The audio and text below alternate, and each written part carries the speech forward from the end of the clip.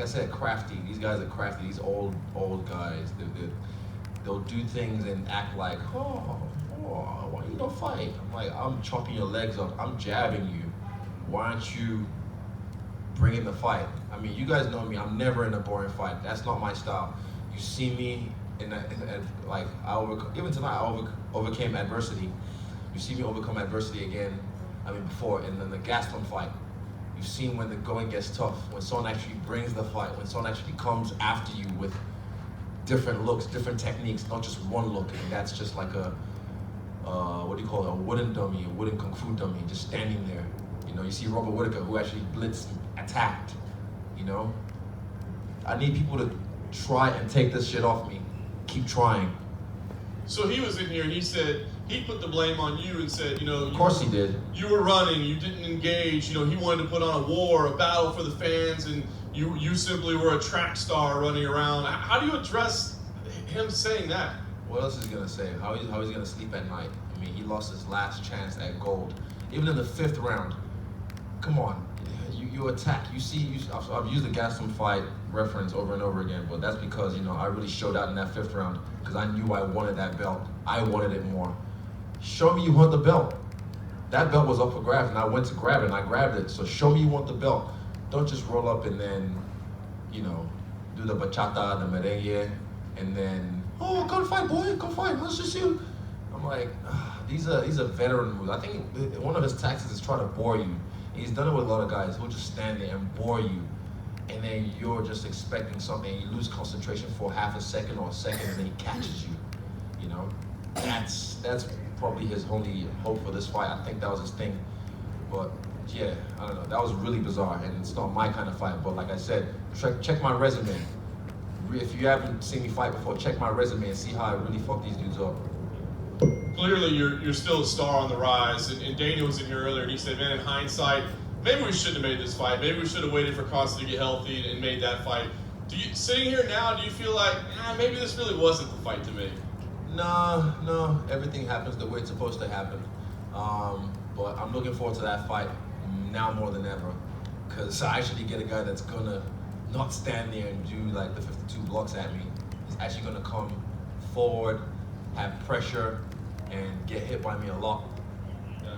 Last thing for me, Costa is obviously the next fight. He says he's looking at July 11th. Dana wants to make sure he gets cleared first. But for you, ideally, when would you like to have that fight?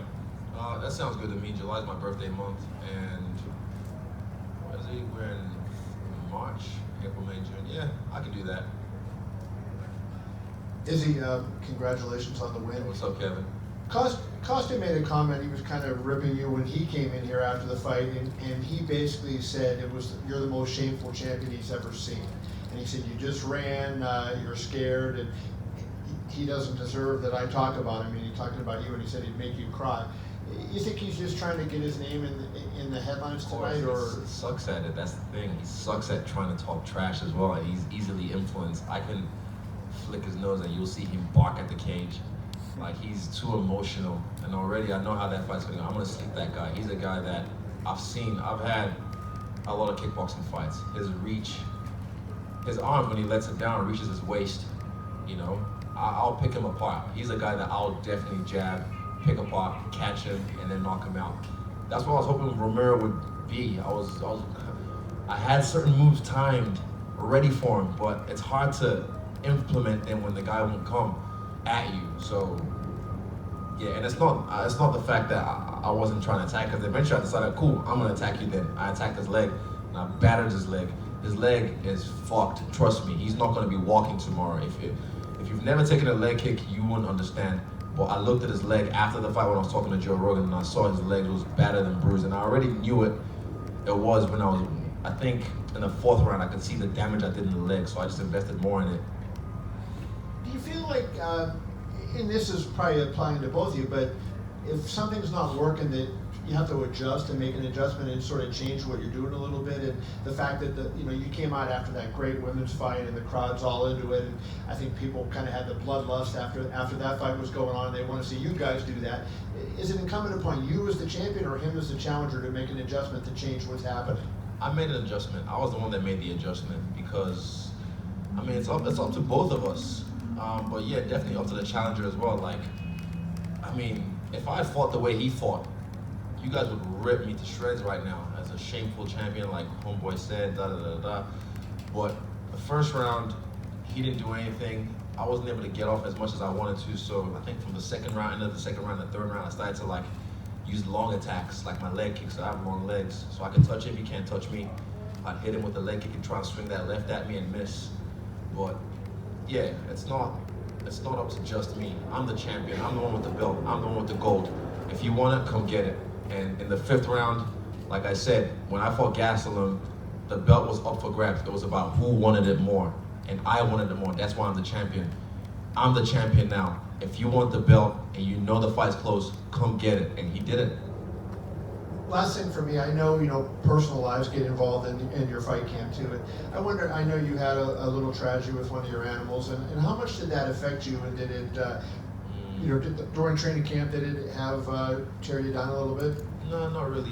I put all that in the back burner. I'm very cold in that way, almost like a psychopath. But I'll deal with it later on. Like now, I agree. I'll agree with, I've buried her and all that kind of stuff, and I've made the right moves. Like I made a promise to myself, I'm never getting a cat till I get a property with a kilometer in all directions. And now I have a secure space, a space that no one can ever run over my cat. Don't fuck with cats.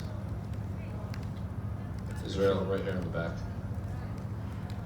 A lot was made from Yoel's last few opponents that kicking him felt like concrete or steel or anything, so I'm curious, after spending 25 minutes with him, what did it feel like to kick him?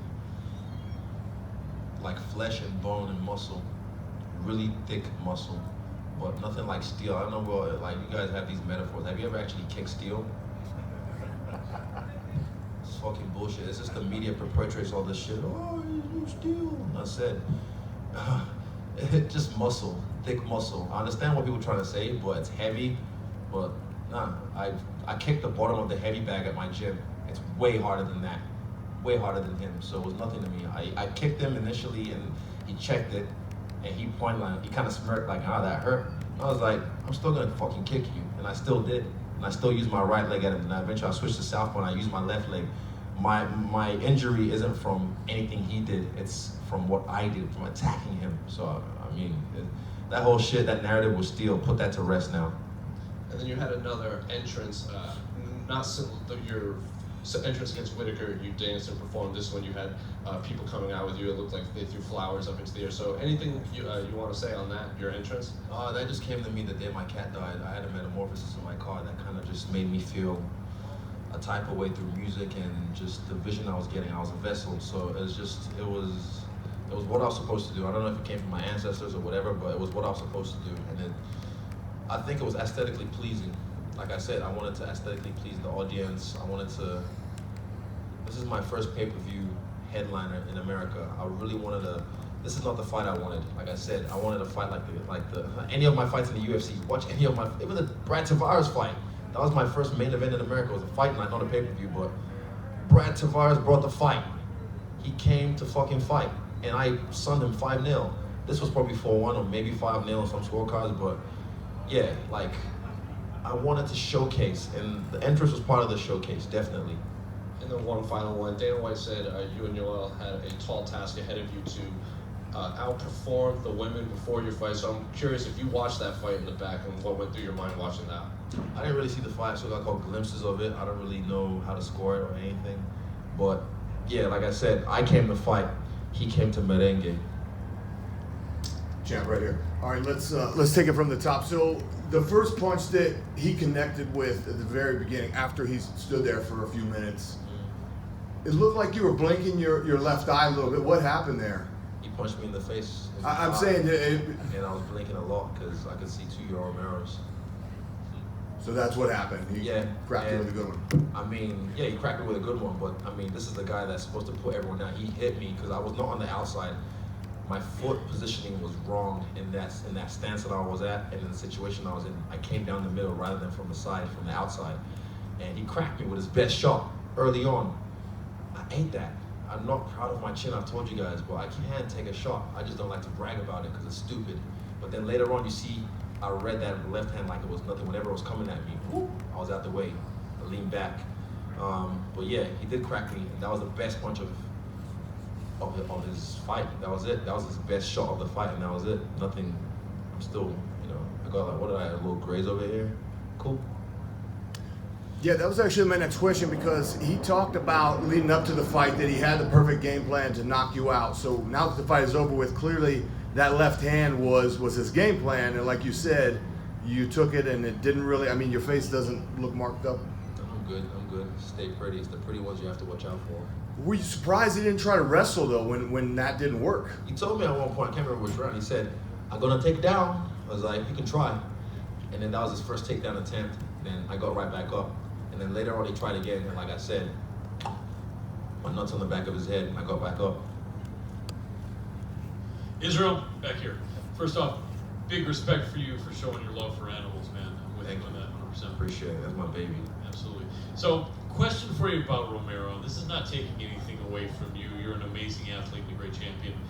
Do you think he's the same fighter that he was 5 years ago, back when he would take people down? He seemed kind of faster and like he could make some things happen. And I don't think this would have happened in a fight with him when he was a little bit younger. Do you see any legitimacy with that? I could say you have a fair point. But also, in the last stare down I had with him, the first one initially, when I told him to take his glasses off, I told him to take his glasses off for a reason. Because I want to see the eyes, and I noticed his left eye. There's something wrong with it. It was, I don't know how he got past the doctors, but there's definitely something wrong with his left eye, and his left side of his body, there's something wrong with it. I can feel it, I can see it, I can sense it.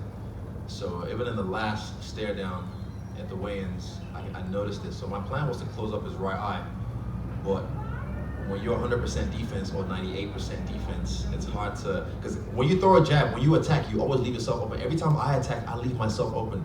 I take risks. You guys have seen my resume. I don't have to tell you this. I take risks. He didn't. He was 98% defense. He never went below like 85, 86% defense. He was constantly on the defensive and expecting me to attack so he could just open up and then attack me. And like I said, yeah, I don't know. It was bizarre. Like I'm still gonna watch the fight again and just marvel at it because it was interesting to be a part of. Absolutely. A lot of people thought he was going to take a page out of Kelvin Gastelum's book. Were you expecting that as well? A little bit. That's why I didn't hit my stance at the beginning of this fight. Normally I hit my stance, but I didn't want him to get the jump on me in case that was his plan. But yeah, I was ready for anything. I was ready for this. This is his wait, but I was not ready for him to just stand still and just look at me like a crash test dummy. When the referee warned you guys, what did he say? He said, oh, you guys need to give the judges something to score. And I was doing my work. I was the one moving, getting reads. I was the one jabbing. I was the one attacking. He was waiting for that game plan he had. That one shot knockout power that he already landed and didn't do shit with. So I was the one working. The ref should have actually looked at him and said, look, you need to fucking engage more, because I was engaging. I don't know, I mean, you can have your own personal opinions, but yeah, I was the one actually controlling the fight. Yeah, last one for me. With the Paulo Costa fight being next, can we expect some kind of craziness with press conferences, or might you be able to bring some humor? The guy, he sucks at English. He's a buffoonist ignoramus. Well, he left. I thought he was gonna like shit in his hand and throw it at the cage. So that's why I was trying to look at Joe Rogan, like, where is he? And he's gone. I was like, oh fuck. I was ready to roast him right there and then. Oh, trust me, I'm gonna have fun with him. I'm gonna fucking roast him like a Sunday pig. Gotcha, thank you. Is he right here? When Dana was in here earlier, he said that he thinks you fight to the level of your competition, basically citing the Anderson Silva fight as maybe a little lackluster. The 112, Damian Maia. Yeah, I mean, fair point. Yes, I mean, I can only do so much with what you bring me. It's smart. Yeah, like what am I gonna do? Attack a brick wall and get caught? No, I'm gonna fight to the level that you're giving me. This is a dance. Fighting, I don't know if any of you actually spar or even train, but like there's a flow of energy, there's a flow of body language. So you have to do something for me to react.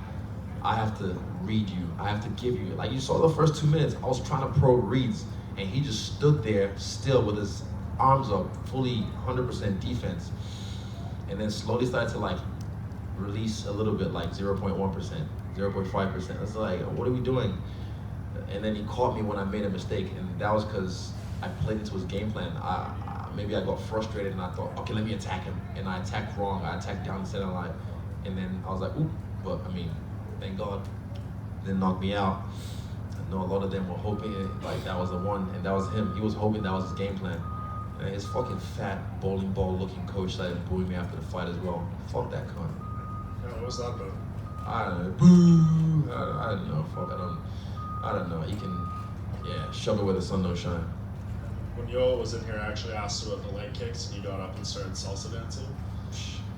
He's a veteran. He's a man that can take a lot of pain. I guarantee you, behind closed doors, he's limping.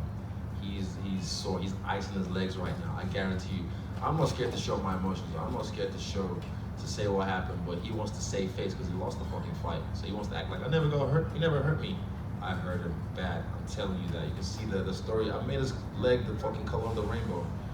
Yeah, I hurt him bad. Last one for me. It's been such like a storybook perfect kind of rides for you in the UFC to win the title and everything you've done. Does a night like tonight, where you're kind of the point of criticism, fair or unfair, whether it was your fault, is that going to bother you? I wouldn't say I'm the point of criticism. I don't really care what people think. At the end of the day, I get paid. You know, I got paid. I mean, if you look on Twitter, you can see where the memes are going. Like, there's so many memes already popping up showing that he didn't actually bring the fight. So I'm not really the point of criticism. He is. Is you here? You said that you wanted to be the first to finish you out in the UFC and sort of add that to your legacy. You weren't able to get it, but you did defend your title. I'm wondering if that taints your title defense and how you feel about it. Nah, fuck no. I still beat the guy that I shouldn't even have been in there with me on a 3-fight losing streak. I called him out. I was the one to say, let me fight that guy. The UFC said, no, we can't put that. Doesn't make sense. I'm like, look, I don't care. Let me fight that guy. But guess what? He didn't want to fight. He was hoping. He was hoping that I would make a mistake. If you want, listen, you have to make someone make mistakes. You have to create the opportunity so you can get your knockout punch. But you can't just stand there and hope I run into it and hope I run into you. That's dumb. Because then I'm just going to stand on the outside and pick you apart. Because I'm not stupid. I'm not going to risk millions of dollars on the line just so I can please some drunken buffoons in the crowd who've been drinking since 4 p.m. Are you shitting me? Nah. So I did what I had to do to win the fight, but it doesn't taint my legacy in the slightest. Trust me, at some points when he was bringing like a little bit of heat, I was waiting for him to swing or do something crazy because I had something planned for him, but he never obliged. So yeah, it's not really on me, it's on him. Right after the decision was read, we saw on camera you said, "See you soon, boy," to him. Do you think you'll meet him down the line again, or? I said, because he did something and touched me on the chin. I was like, don't punch him. He kind of not chin me. I was like, don't chin me. I said, look, if you stick around to your 50, then I'll see you soon, boy. I was just using this one. I was just mixing his own words against him. It was clever. And Paulo Costa says he wants to fight you in July. I know you want to stay busy. Does that day work for you? Yeah, I'm free. Thank you. Izzy here. Did you ultimately lose respect for your Romero and his game plan, especially after everything that he said post-fight? I think so, yeah. You just brought that question up. I'd say, yeah, I was anticlimax. I love this shit, man. I love to fight. You see me. How many times do I have to fucking bring up the Gaston fight as a point of reference? The Robert Whittaker fight, the Brad Tavares fight. You know, like, even going to my kickboxing fights, going to my early MMA fights. You've seen me, you've seen my resume, you've seen I don't have boring fights. I look for people who want to fight. And I called out the guy that everyone is supposedly scared of. I'm like, what's so scary about him? I kicked his fucking leg, I kicked it over and over again. It was not steel, he's human. And he acts like he's this, yeah, I definitely lost respect for him. I definitely lost respect for what I thought was gonna be, you know, a really difficult challenge to overcome. And like, it would have been really nice to do what I wanted to do, which was finish him. And I had my game plans in mind, but yeah, he had other plans to just stand there and have his hands up. It also seems like the blueprint for a lot of guys now is to not attack you because you're a master counter striker and that's what you take advantage of, is guys coming at you. But with Paulo Costa, do you think there's any chance that he doesn't come forward? He's too dumb. He's gonna just Even when he fought Romero pointed at the ground and he looked at the ground and then go struck. Like, he's just such a ignoramus buffoonus, scientific name.